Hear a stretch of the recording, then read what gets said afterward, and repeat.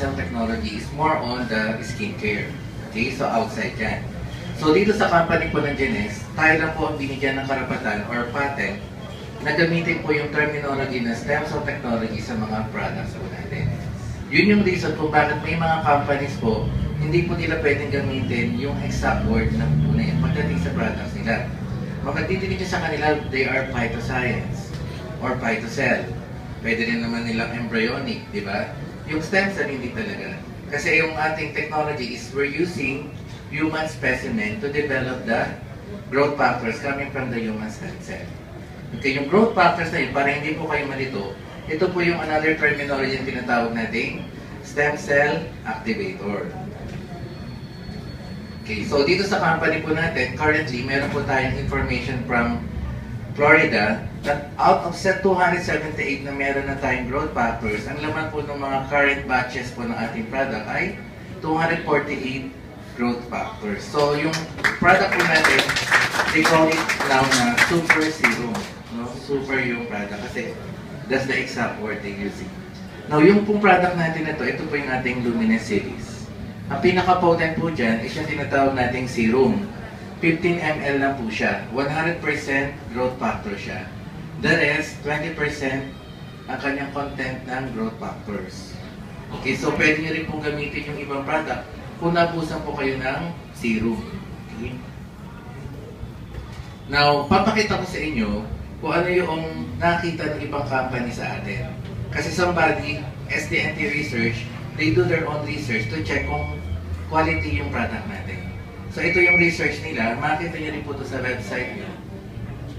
Na according to them, within 56 days, more than 50% po nawala doon sa mga fine lines, deep lines po. Sa pigmentation po is 44 or almost 50% yung nawala. Okay, pero dito sa atin sa Genes, within 30 days, makita po ninyo yung difference. Anong susundin yung procedure? Ito lang po yung routine natin, no?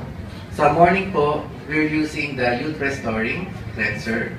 Pagka basa pa po yung mukha nyo, pagkabanlaw nyo, basa pa siya, doon nyo po ilalagay yung serum. Kasi po, dinisign talaga siya na isang pump lang sa isang buong mukha. Sa isang pump, isang buong mukha. Okay?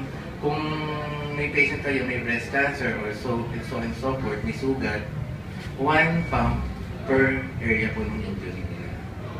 No? So, isa lang po. Pinatitipid natin kasi pure yun eh. Kahit konti lang yung madaanan doon, meron na itong stem cell activators or growth factors. So, ganun po ka-advance yung ating technology. Now, sa night naman po, ganun din yung procedure, no? After cleansing, saka ina-apply yung serum. Then, kung gusto nyo po ng night repair, nagkamit yung night repair sa gabi, sa morning naman po, yung moisturizer. Now, yung iba po, kung magamit, gusto nilang ihalo sa foundations nila, pwede rin po yun. No, yung mismong serum, pwede nyo pong lagyan yun, or pwede rin po yung, i-mix nyo po yung iba nating moisturizer with the foundation para gumanda yung itsura nyo.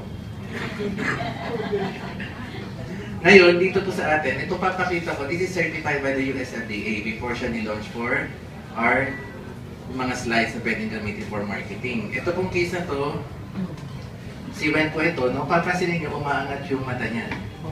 Yung upper na eyelid niya, kala mo di ba may shape na yung una pero lumabas, may pagkachinita pala siya.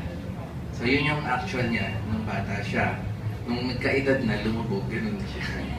So dito po, binabalik natin yung dati ninyong itsura. Ang mapapansin niyo po lagi sa mga patient po natin, no, meron po siyang effect na umaangat. Ang nadidevelop po doon yung collagen. Ang natural collagen effect po siya. Kaya parang umaangat yung mata. Yun naman pong wrinkles, no, yung nagkakaroon ng nababanat yung mukha, ang naproproduce po doon is elastin. Part po ng growth factors, yung mag-produce ka ng mga elastin saka po ng collagen. Pero yung chemical component po doon, sino may alam? Wala? O, assignment nyo yan. Hindi. May mga interleukins po dyan sa cytokines. So, nakalimutan nyo na, no? Yung mga distributor, lagi nyo po tatandaan yun. Kasi pag may nakausap kayong medyo may know-how, isa yun sa information na dapat na i-inform mo sa kanila. Okay.